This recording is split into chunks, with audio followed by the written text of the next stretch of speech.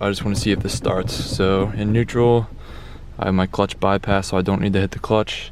Prime the fuel system again.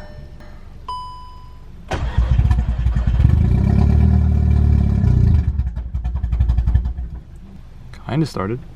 Better than before. Let's try it again.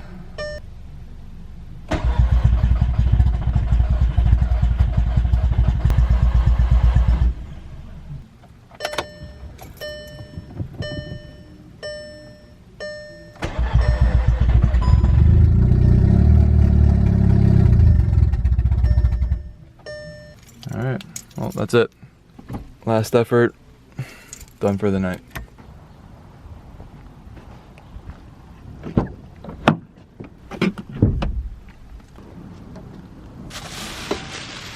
Alright, so Frank said to remove the MAF. Frank said that he forgot to tell me that I should unplug the MAF. Because I told him that like it wouldn't start for more than like a second or two.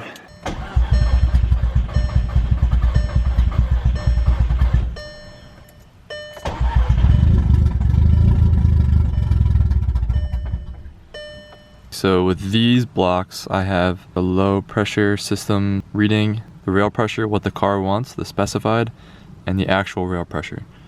So let's see if there's a big deviation between these two, and let's make sure that the low pressure fuel pump is working correctly.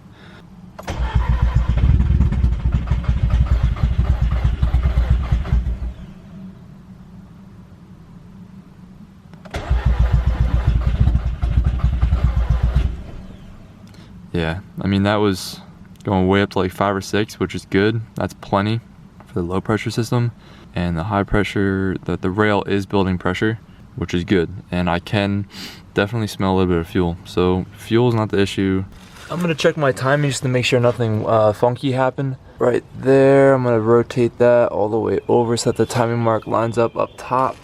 And then I'll pull the upper timing cover off and just make sure that mark is lined up. I don't see how that possibly could have changed, but I'm just gonna double check it just to make sure. I can't really get a straight look at that, but using the camera, it looks like that's pretty damn close. I don't want to remove this entire thing, but I think I might have to. Man, this thing is tough. Come on, man. Jeez. Okay, now, okay, yeah. So that's the mark on the tooth, and that's the mark that it should line up. But so that is fine. So I mean that's a good thing that I don't have to worry about my timing, but it's a bad thing in the sense that that's not the solution to the problem. I'm just gonna have to keep looking. All right, I'm gonna try to get this figured out today. I have 4 things that I can look at. The first one is that Frank told me to unplug my polar FIS because that can sometimes interfere with flashing the car through the OBD. Oops. So yeah, first thing I'm gonna do is unplug the polar FIS and reflash my car. See if that works. The polar FIS is somewhere down here, so it's not too much work to undo it. And there's a little tab right there, and it's not working. That was a lot more difficult than I thought it was gonna be, removing this. Like, I could not get this connector out for some reason. I just couldn't get it to pull out, but I had to pull on it pretty damn hard and like try to wiggle it. But yeah, I got it, and I got the stock connector put back in place. So now the FIS is completely removed. So now I can reflash this. I'm gonna need to jump my car again because the battery died. Yeah, so now I'm going to reflash it with my Frank Mabo bass tune. I'm gonna give this another shot, starting the car. We'll see what happens.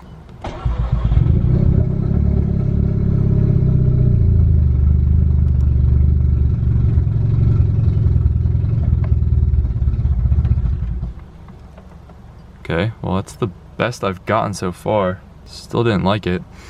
Really smells like fuel. I'm thinking my cam timing might be bad. Okay, I pulled the jumper cables back off. I'm covering this up. Got my battery covered up. I'm going to pull the valve cover off and check the cam timing. So far I got all these bolts backed out. Got these two on the upper timing cover backed out. So I unplugged my coil packs. I gotta pull all 4 of these out. This stuff, gotta pull this guy off as well. The clip completely broke on this one. So that should come out pretty easy. There we go. And this guy needs to come off. And that's pretty much it. So I just gotta get these those guys out. And the diverter valve should be able to stay. That hose should be able to stay. All right, let's see what we can figure out here. So I'll go time the bottom end and then take a look and see if this intake cam looks like it's off by a little bit. I have my stock cams out so I can do another visual inspection once I get this at top dead center. So I'm gonna do that right now. Get under here, get this guy at top dead. I got that bottom end timing mark lined up. The sprocket lines up with that mark. That all looks perfect for the exhaust cam. Now the intake cam is the one that I'm worried about. So let me see if I can visually check. Let me grab my intake cam over here. So top dead center, the intake cam with these notches is gonna face perfectly down like that relative to the rest of the head. So it's gonna sit like that. These cutouts would face perfectly down. I would say like that. Now, the question is my timing off by a whole tooth on here? That would mean that you have to be either like that or like that. So a whole tooth in either direction, I don't see it being off by a whole tooth. Guys, this is extremely hard to see. I think I might be 1 tooth retarded here. I might need to advance the timing by 1 tooth, which makes a huge difference. I think there's roughly about like 18 teeth or so, maybe a little bit less. So each tooth makes at least 20 degrees difference in timing. So, I mean, I could be 20 degrees retarded. So, like I said, it's really tough to see. I'm trying to like perfectly get this one in place so that these notches face exactly down like that. And then I'm trying to look at these lobes and compare them to the lobes down there just to see if they're facing the exact same direction. I think I'm gonna go ahead and do this. I'm gonna just verify it one more time by eye, just try to make sure that this is what I'm seeing. If I find the same thing again, then I'm gonna go ahead and start doing this. So I'm making my way, removing everything. Got the fuel pump nice and loose. I got, I'm gonna keep the intake on here and just kind of like work around it. Just kind of like lift it up and work on the on this area like that. I'm kind of like trying to not record much here because I don't have much memory left on this card. All right, I believe I got all bolts backed out, so this guy should be able to come off now. Yep, that comes right off. Just got to get the fuel pump out of the way a little bit and try not to drop that cam roller. Okay, so the fuel pump's out. Oh, I'm dropping so much more fuel. Fuel is everywhere. Fuel is really everywhere, like everywhere. I already wiped a bunch off, but I just dumped so much more. Pull the rest of this guy off. Let me grab my follower so I don't lose that. I just dropped my cam roller. I'm not having a good time over here, guys. Alright, so to get this cam chain off, I'm gonna need to take the cam adjuster off. And the last time I took the bolt for that out, teeth on it sheared right off. And I then had to spend hours and hours drilling that bolt out. So this time, I'm trying to be a little bit more smart about it. I sprayed it with a lot of PB Blaster. I'm now heating it up with the heat gun, and then I'm gonna hit it with my brand new Aircat right here. The instant torque should break that loose, and even if the teeth break off, I should be fine to easily get that out, because it should knock it loose right away. Should is the key word. So yeah, I'm just gonna heat this up a little bit more, and then yeah, I'll give it a shot. Hopefully this goes somewhat smoothly. I have another one of these bolts, so I can put that back in, so that's good. That technique worked beautifully. That was awesome. I'm really happy that came out that well. God bless the Aircat, and God bless the heat gun. Man, I wish it went that smoothly the first time. All right, so I'm gonna have to grab a new one of those later.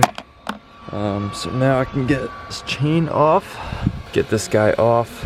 So this intake cam was retarded by 1 tooth, I think. So I need to advance it 1 tooth this way, and then put it all back together. All right, so I got my new cam adjuster bolt. I just pulled the adjuster off. I'm trying not to lose my place of where, like what teeth they were on, so that I can basically just, you know, just easily just slide the chain over one. Yeah, so I'm trying not to lose my place there. So as soon as I took this cam adjuster off, this intake cam like shot over, like it rotated, just because of how like the valve springs were applying pressure on the lobes. It found like a happy place, and it kind of like rotated over. So instead of that being 1 tooth retarded, it ended up being 1 tooth advanced where it settled. So then I had to, since there's no easy way to rotate this, I couldn't rotate the intake cam alone back to where it should be. I had to basically rotate the crank so that this exhaust cam rotates over 1 or 2 teeth. And I finally have it in a spot where it looks like it's perfect. So I actually I put everything back together here. I rotated the crank full rotation back to where top dead center is on the mark. And this cam now looks like it's perfect. So now I'm just gonna replace that bolt, torque that bolt down. Then I can get everything back together, the cam cover, fuel pump, everything, valve cover, then hopefully it starts up. Got my end cover, my vacuum pump, my fuel pump back on, not, you know, all the way, still got some connectors and that Schrader valve. But now it's time for the valve cover, and yeah, I'm getting close. All right, she's completely ready to try this again. I might need to jump my car again because my battery probably died again, but let's see if that's the case. Might actually be able to start it. It's some of the lights are on, so let's see here. Neutral, priming.